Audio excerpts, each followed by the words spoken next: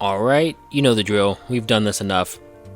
So, the first part of the chapter, well, the first majority of the chapter, very simple, very straightforward, right? It picks up right where we left off. Commandant arrives in the ARU, or like near the ARU at the settlement. And, he's, of course, in shock a little bit. Lucia's gone. He can't accept it. Vanessa is kind of getting tired of it a little bit. You can get that sense. During the conversation, Vanessa gets a call. She and Emma and everyone else go out to fight some hetero creatures. They get a warning that Commandant has left his infirmary bed. She rushes back. She finds him at the stone. He has his regaining his resolve moment. He writes the epitaph of Grey Raven on the bottom of the stone to say this is the end of the team. And he finds his mojo and he gets back on his horse, right? Commandant heads up to the mountain alongside Vanessa and Emma. He speaks with Luna and he finds out that he might be a singularity in the world, and he finds out that another singularity is in fact Nanami. That's another thing that Luna wasn't able to simulate with the Ascension Network. Coincidentally, they happen to see Cervantes. They follow him. They save him. He takes them to Aerospace City. They meet with Rosa. They find Nanami's message. She tells them to go to the warehouse. They go to the warehouse. And at the warehouse, they find the simulation device. They go to Kowloon. And then, in that time, we also get the flashback of what happened to Kowloon. Which Kowloon never has a good appearance. Whenever Kowloon shows up, it's always them getting slammed. I love that faction too much for them to be getting done this dirty so constantly. Can they please get a W? But yeah, we see what happens to Kowloon. They get overrun by the tide. Chu uploads everyone into Akasha. She forces Pulao to get uploaded. That was actually kind of dark. She forced Pulao. That was wild. And then she she locks it, and then she stands guard by herself. Then, catching up to the modern time, Vanessa, Commandant, and Emma, they arrive. They ask Chu for help and to borrow Huashu. They find out that Chu had also been doing a bunch of simulations. They hook him up to the sensory device, and the machine connects him to Nanami's memories. So, he gets thrown into Nanami's memories, and we're just kind of seeing what she's been up to for the past 30 years. She's kind of just doing the same thing she's been doing. She's finding machines, she's saving humans, she's saving constructs. But we also see that a lot of the other church members are starting to get a bit frustrated with her. Wheel of Fortune outright betrayed the church, right? He went to join Schultz. So, with all of these frustrating feelings piling up, and with the tide being more dangerous now, with it having, mutated, she decides, it's time to go. I can't hold off any longer. So Nanami decides to, make the preparations to get the Grey Tower, turn it into the DeLorean Discovery, and, travel into space. So we just kind of get a couple nodes of that, them just building the ship, Nanami going around and saving people last minute, seeing how they're encountering these new types of hetero creatures. We see how she learns that Babylonia is leaving, and after they make their deal with Babylonia, Bridget comes on the ship and she learns what happened to the Forsaken, and that's how we find out that, Watanabe and the Forsaken also did not make it out in this future. Nanami, she goes back to talk to Gestalt because she wants to know if this future is still leading her, where she wants to go. We find out that humanity's chance of survival has actually doubled. So, point 7. They're doing terrible, but they're doing less terrible than they were doing. During those simulations, Nanami realizes that Gestalt just isn't able to compute the scenarios that she wants, and that scenario being Commandant escapes the tower. Because at one point, Nanami did have a very short fight with Chaos, and Chaos mentioned that Commandant did in fact escape the tower. So because Gestalt is unable to find the scenario that Nanami wants, Nanami decides, fine, I'll do it myself, and she essentially goes along with the plan to become the Sage Machina, right? Takes the machines into space, she merges with DeLorean Discovery, and when she's I want to leave a portion of myself behind, one half of her consciousness is stuck inside the ship at all times, and the other half of her consciousness is the one that's like leading Commandant around in the future and is the one that's doing all of the simulations. So we find out that, of course, in those simulations, she ended up getting lost, right? Because they're the same type of simulations that she was doing back in chapter 18, where they're so massive and they're so real that you can't differentiate them from reality. And for Nanami back then, her anchor was Gestalt. So if she was able to connect with Gestalt, she could find her way out. But now that Nanami has become like the Gestalt type AI, she doesn't have an anchor point anymore. So she got lost and couldn't find which reality was hers.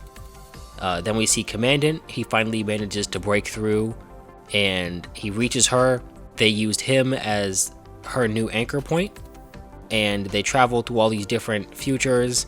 And while they're traveling to all these different like simulated futures, she's closing these timelines, right? So for Nanami, she is simulating all of these worlds at one time, and every time they pass one, they say, okay, this is not the real world, and then she cuts that simulation off.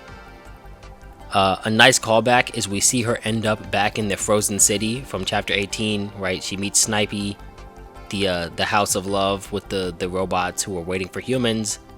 She kept her promise. She said she would bring a human one day, and she did. It's also kind of hinted that those worlds are not just simulations, but they actually did happen, as in they were previous layers of the Hetero Tower, is simulating those actual layers, right? So the events actually happened, and she's just simulating the actual events, but all of the stuff in it did happen. So there was a timeline where Imperia failed, and Nanami is just simulating that timeline. But that's not like outright stated, it's kind of like hinted and implied, right? So they go through a bunch of worlds, right? You see there are even ones where, Commandant outright dies. And while they're looking through all of these worlds, Commandant kind of gets yanked out of the space, right? And he gets placed into this little robot. And it turns out that Commandant is that robot from Nanami's childhood, right? That first friend that she ever made. So I guess you could say, in a way, Commandant is responsible for the awakened machines? Question mark? Interesting idea. But way more interesting is that you see that Dominic is actually there, and he meets one of the Dominics and has a conversation with one of them.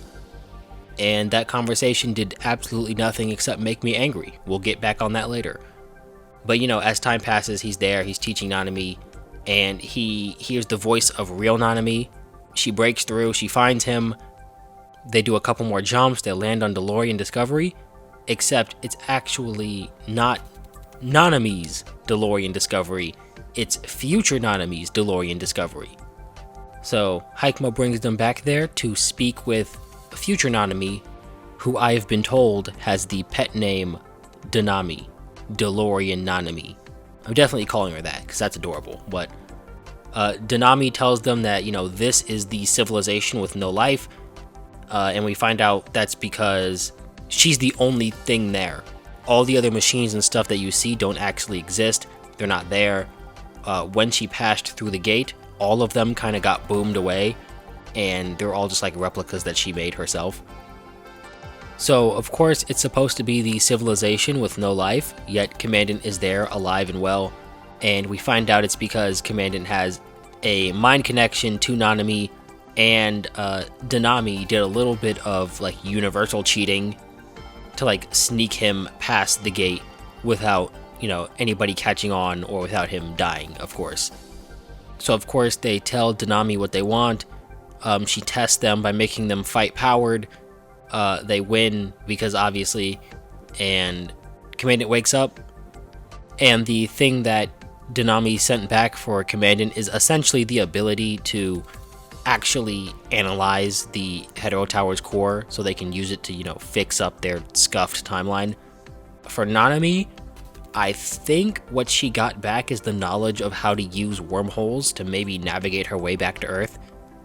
Yeah, but Then after we see what happened with those two, we go back to Danami and we see that she's like kind of fading out. That's because Nanami has made the choice to not become that future version of herself. That's like the whole point of chapter 18, right? Nanami making the choice to either find another way or become that future version, and she chose not to become that future version. So now Danami is like fading out of existence. Yeah, and then that ends the chapter. Alright, so moving on to the characters, right? Starting off with our main man, Commandant. He's going through his second bout with depression after losing another Lucia. But of course he remembers, all of the promises they made to each other. No matter what happens, keep moving forward, save humanity, right? Don't let this sacrifice be in vain. And that's essentially what he does, right? He finds Nanami, which one thing is that Nanami actually refers to Commandant as like this nexus point due to, she says bonds, but like due to all the relationships he has. He's like this universal constant. Translation, he got that plot armor. We have Nanami, right? We know what she's been doing. She's real simple.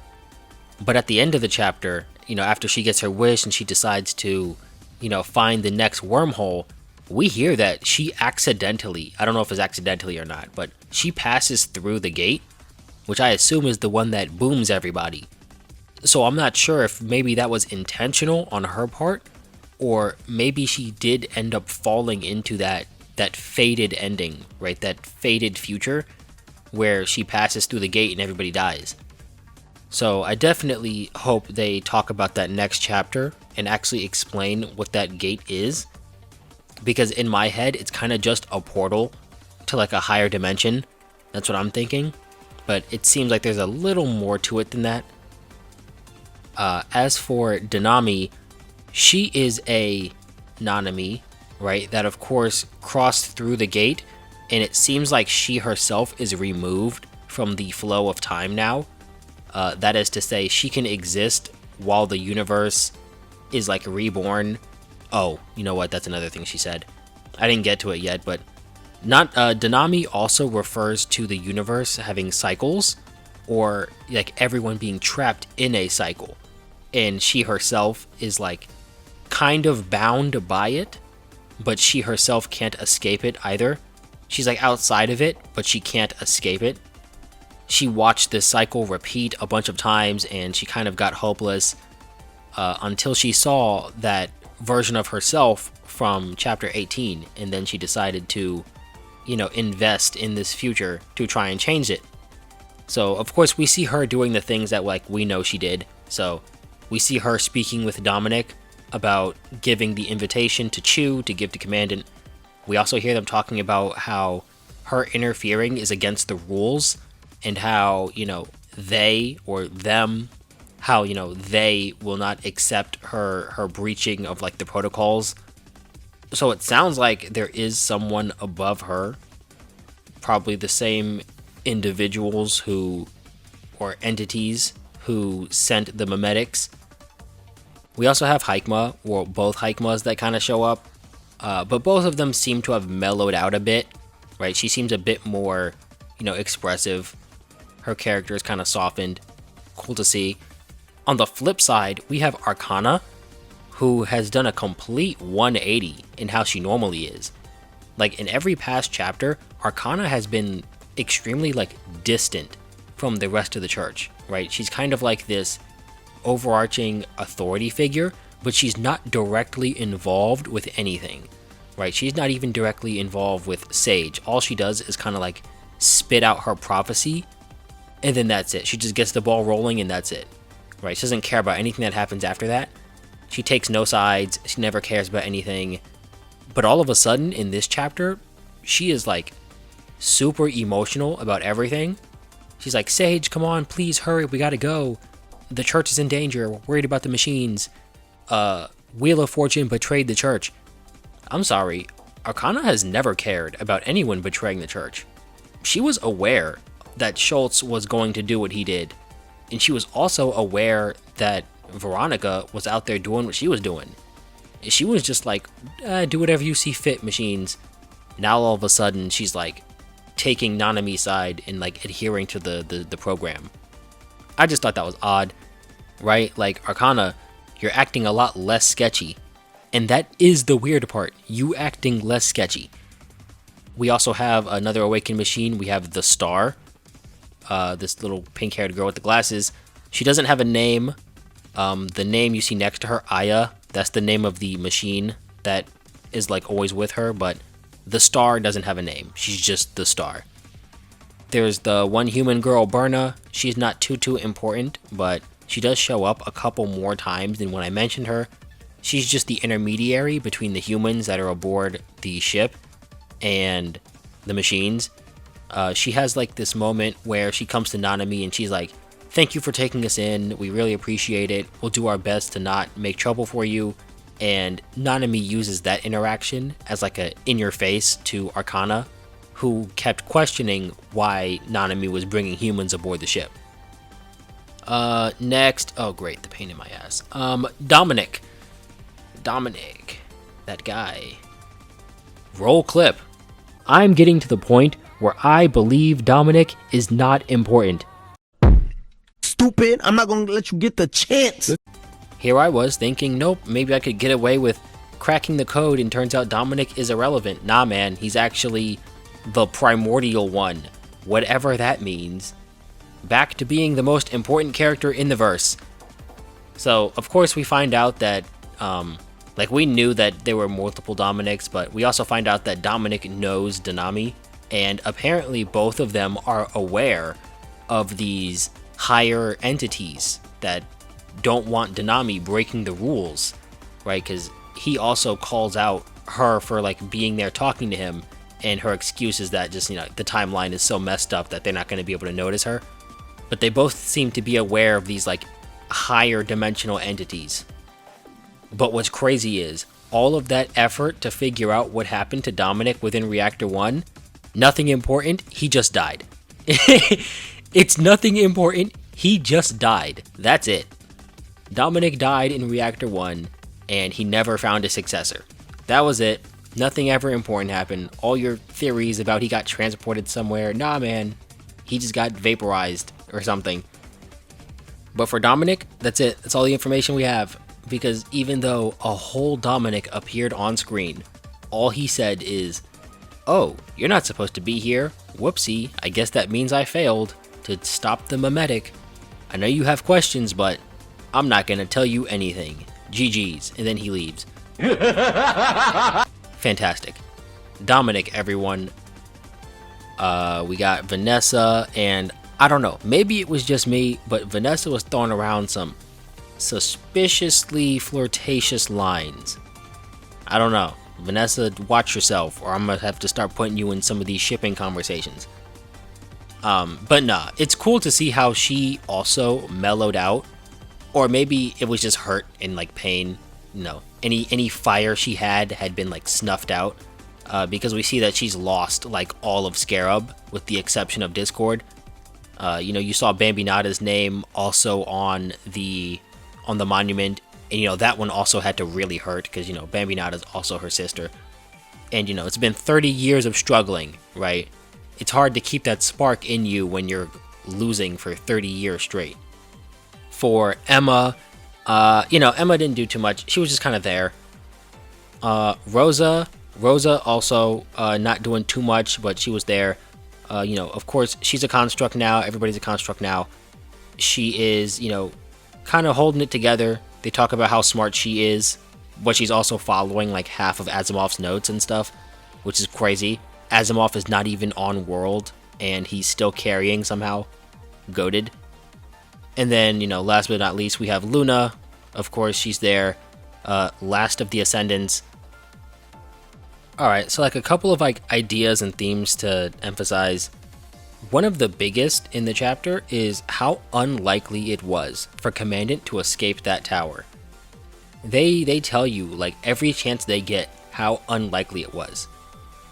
You meet Luna, and the first thing she tells you is, "Wow, that's crazy. I was searching through the Ascension network for 30 years running simulations, and you didn't show up in any of them." We go to Huashu, and Chu was running simulations with Huashu, and Huashu couldn't even predict that Commandant would escape. We go to Nanami in Gestalt. Gestalt couldn't predict that Commandant would escape. Same thing with the Grey Tower, and then same thing with Nanami herself.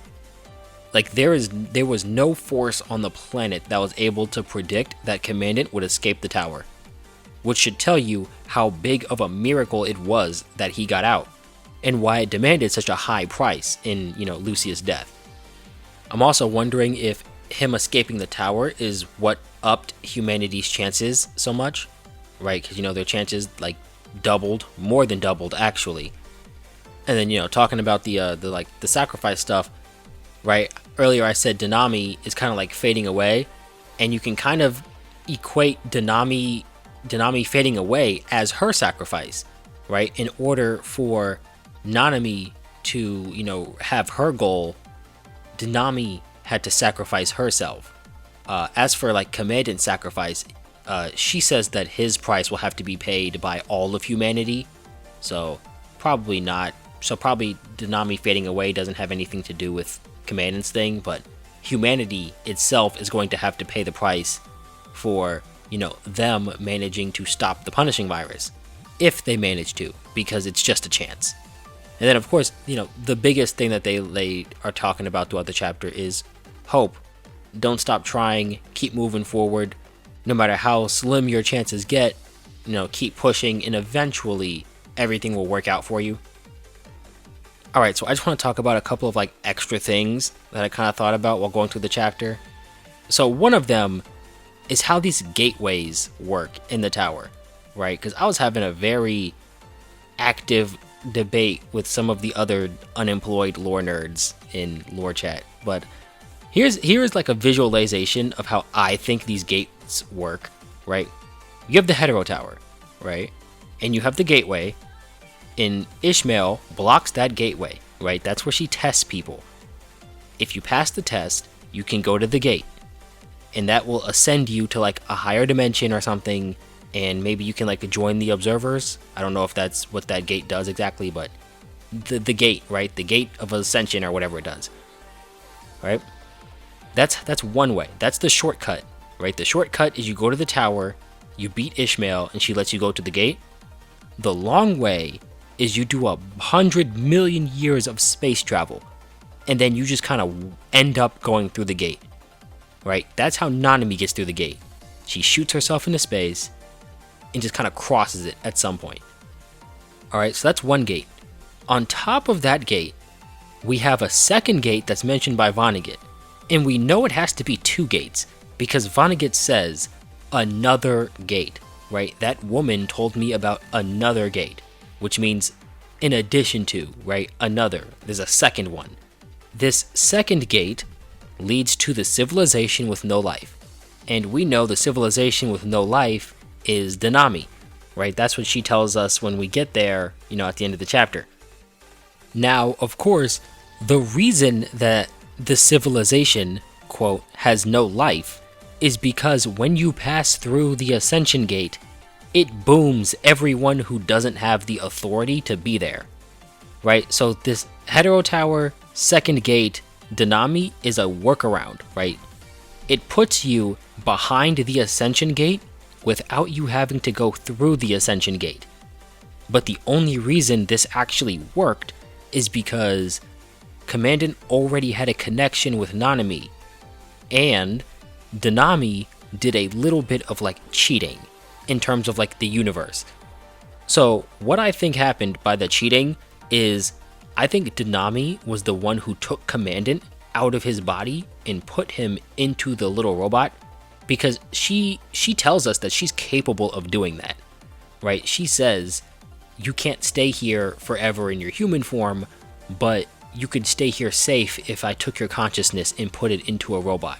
So I think she did do that, and that's what confused the gate into thinking maybe he wasn't actually alive. It's because he spent time as a non-living robot. Another thing is that Commandant had a connection with Danami herself. He had a connection with Nanami, but he also had a connection with Danami, because when he is in the past and him and Nanami are saying goodbye, and they say, look up at the stars, right? We'll always be listening to you. When Commandant is leaving from Danami, she repeats that exact same line back to him. And it would make sense that the reason she knows that line is because she was that little Nanami that they were with way back when.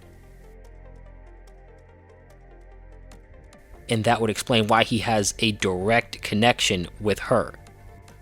So, okay, well, on the Danami stuff, I mentioned the cycles. There's really not much information on that.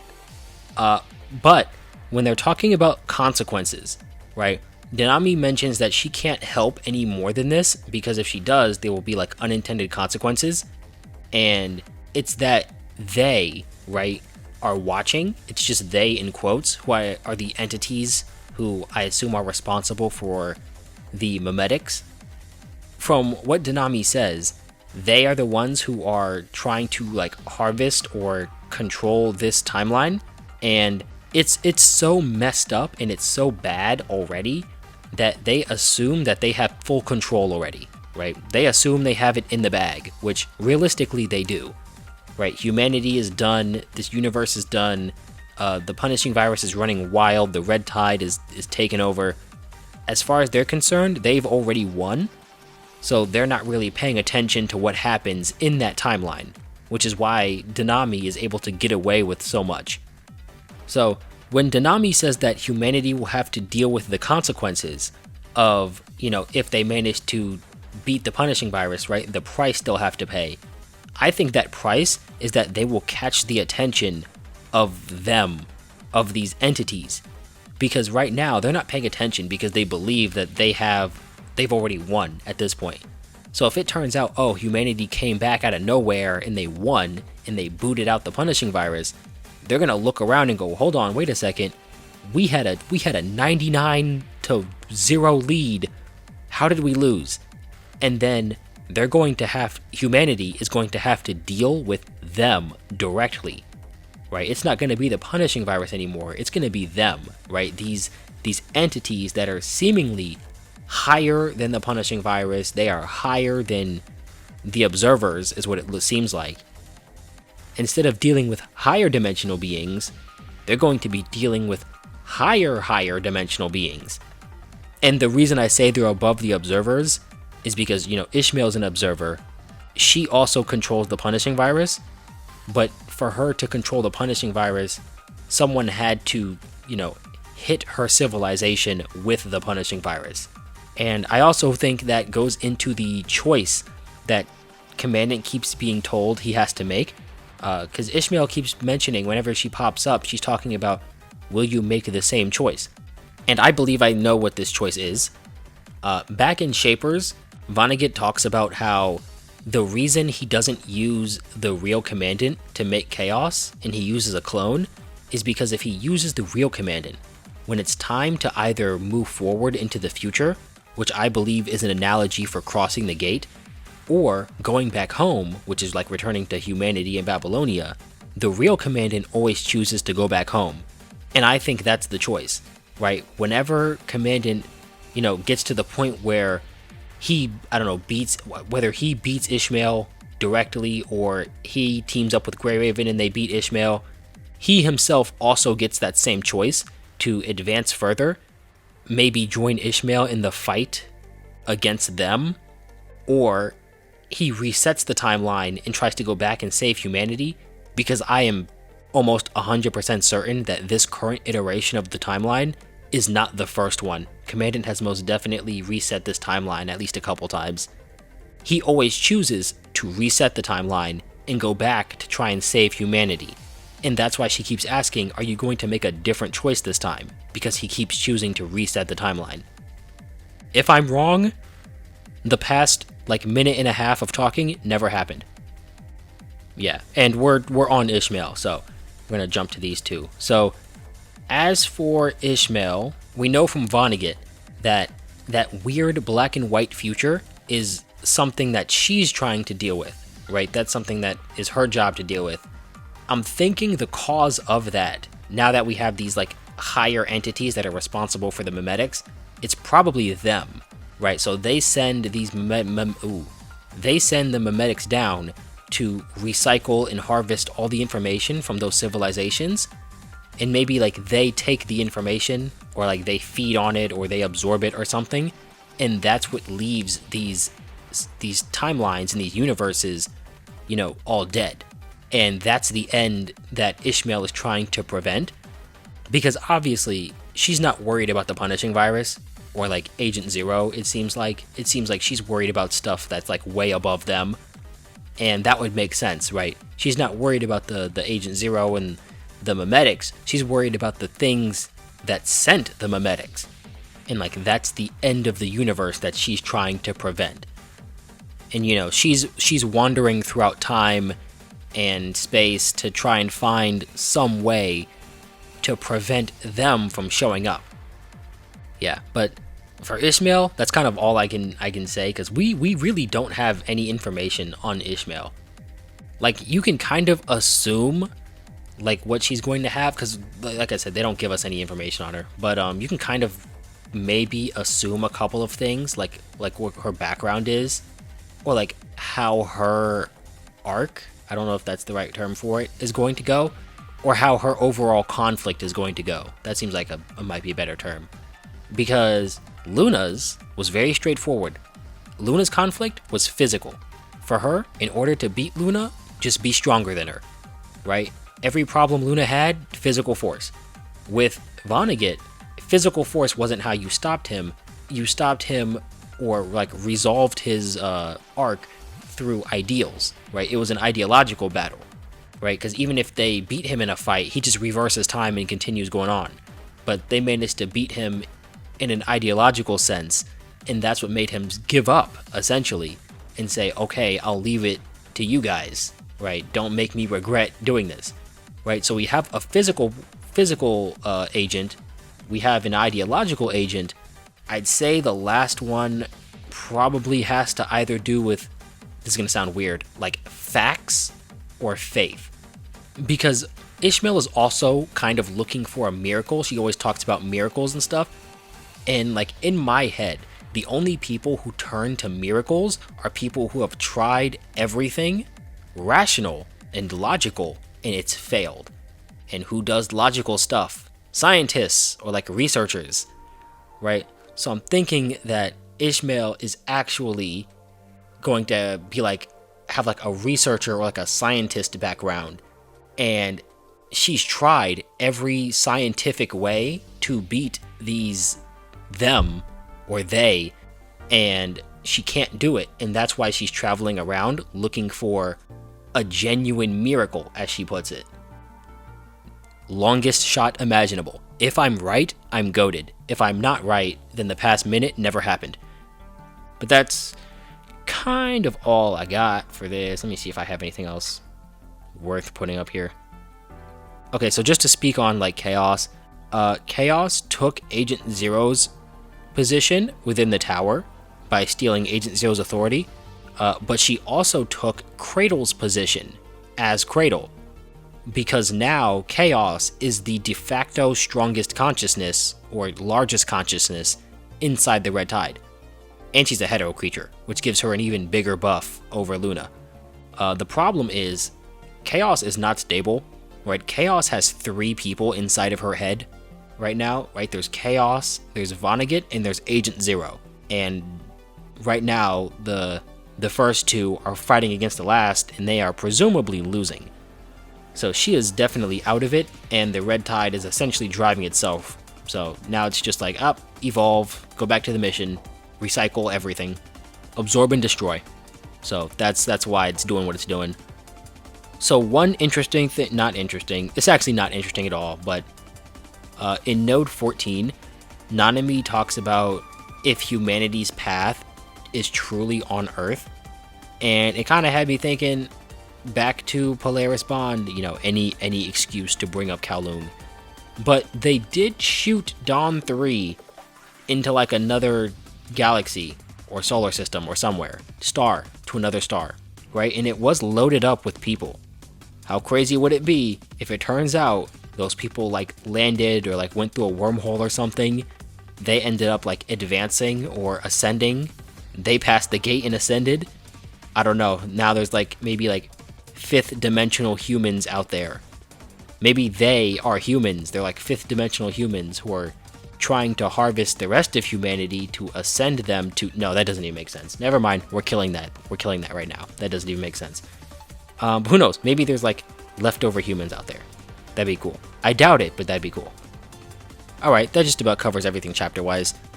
So I just got like two things for like the gameplay of the chapter, right? The story stages, you know, they didn't do too much there.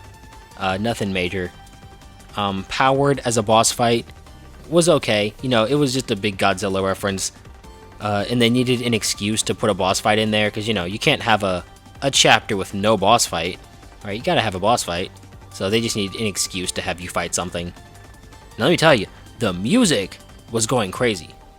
I don't know what it is, but Nanami's got some banger songs, but the music was great. Login theme, fantastic. Boss themes were also really good. I really like Powered's like phase 2. I don't know what it is with like random vocals, but I love that. I'm such a sucker for that. How long is this recording?